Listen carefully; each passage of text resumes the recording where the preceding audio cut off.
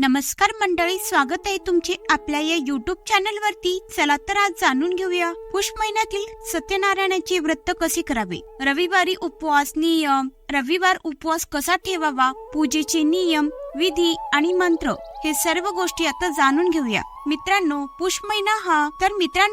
Push महिना हा या वर्षी 20 डिसेंबर 2025 पासून सुरू झालेला आहे आणि पुढच्या वर्षी म्हणजे 17 जानेवारी 2026 मध्ये संपत आहे। तर या वर्षी रविवार हे 4 आलेले आहेत। पहिला रविवार 21 डिसेंबर 2025, दुसरा रविवार 28 डिसेंबर 2025, तिसरा रविवार 4 जानेवारी 2026 आणि चौथा रविवार हा 11 जानेवारी 2026। अशा प्रकारे 4 रविवार आलेले आहेत। 5वा रविवार न आल्यामुळे रथसप्तमी म्हणजे 25 जानेवारीला रथसप्तमीच्या दिवशी। चला तर मग मित्रांनो जाणून घेऊया रविवार उपवासाचे नियम, रविवार उपवास का पाळला जातो, त्याची विधी, मंत्र। चला तर ते पाहूया। सूर्यदेवाच्या शुभ प्रभावाचा वापर करण्यासाठी रविवार उपवास पाळला जातो। ज्यांचा सूर्य कमकुवत आहे त्यांनी रविवार उपवास करावा। रविवार उपवास कसा करायचा ते जाणून घेऊया। तसेच रविवार उपवासाचे नियम, विधी आणि मंत्र। पुष महिन्यातील रविवार हा सूर्यदेवाच्या पूजेसाठी समर्पित आहे। या दिवशी भगवान भास्कराची पूजा करावी। सूर्यदेव हा ग्रहाचा राजा आहे जो प्रत्येकाच्या जीवनावर प्रभाव पाडतो।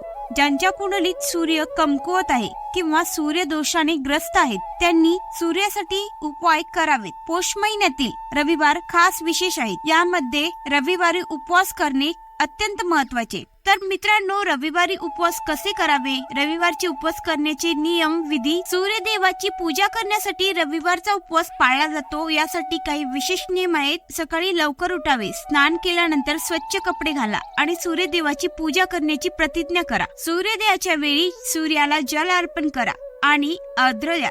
तसेच सकाळी देवपूजा करून घ्या आणि तुम्ही पाण्यात लाल चंदनाची पेस्ट, लाल फुले आणि तीळ घालू शकता। ओम सूर्याय नमः किंवा आदित्य हृदय स्तोत्र सारखे सूर्य मंत्र जप करा।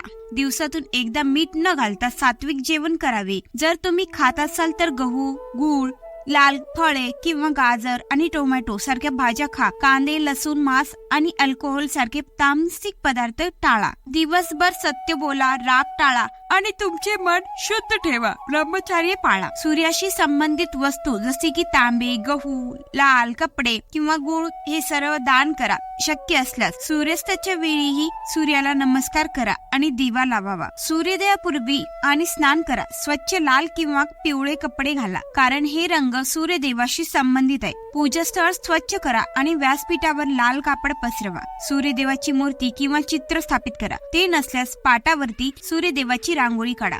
जर मूर्ती उपलब्ध नसेल तर तांब्याचे सूर्ययंत्र वापरू शकता। पूजा साहित्यात तांब्याची भांडे, पाणी, लाल चंदन, लाल जास्वंद किंवा कमळाची फुले, पिवळी फुले, गव्हाच्या ओंब्या, गाजर, वाटाण्याच्या शेंगा, ऊस, बोर, गूळ, गहू, अखंड तांदळाचे दाणे, धूप, दिवे, कापूर, खारीक, वाटी, सुपारी, बदाम आणि प्रसादात गुळापासून बनवलेल्या मिठाई किंवा फळे यांचा समावेश करा। सूर्योदयाच्या वेळी पूर्वेकडे तोंड करून तांब्याच्या भांड्यात पाणी भरा। त्यात लाल चंदनाची पेस्ट, लाल फुले, पिवळी फुले, तीळ घाला। सूर्याकडे पाहून पातळ प्रवाहात पाणी अर्पण करा। ओम सूर्याय नमः किंवा ओम घरिणी सूर्याय नमः हा मंत्र अवश्य म्हणा। पूर्ण पाटावरती ही पूजा स्थापन करायची आहे। आदित्य हृदय स्तोत्र किंवा सूर्य अष्टक पठण करा। सूर्यदेवाला लाल चंदनाचा तिलक लावा आणि लाल फुले अर्पण करा। धूप आणि दिवा लावा। गुळ आणि गहू नैवेद्य म्हणून अर्पण करा। सूर्य गायत्री मंत्राचा जप करा।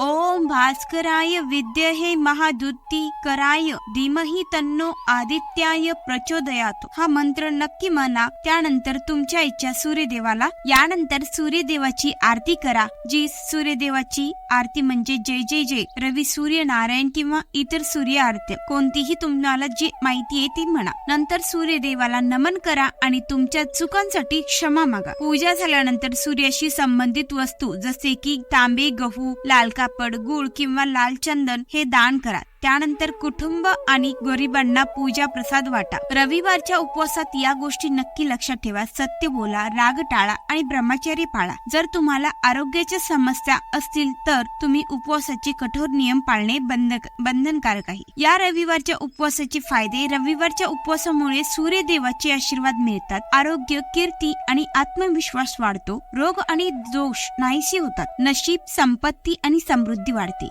तसेच हा उपवास सायंकाळी म्हणजे 4 नाहीतर 5 वाजता दिवे सूर्यास्त होण्याच्या अगोदर देवाला नैवेद्य दाखवून, नारायणाला नैवेद्य दाखवून नंतर उपवास सोडायचा आहे. त्यानंतर उद्या सकाळपर्यंत म्हणजे सोमवारपर्यंत पाणीही घ्यायचं नाही. अशा प्रकारे आताच आपण या व्हिडिओ मध्ये पौष महिन्यातील रविवार व रविवारचे नियम, विधी, पूजा हे सर्व काही या व्हिडिओ मध्ये जाणून घेतले आहे. जर तुम्हाला हा व्हिडिओ आवडला असेल तर लाईक, शेअर व चॅनलला सबस्क्राईब नक्की करा. धन्यवाद.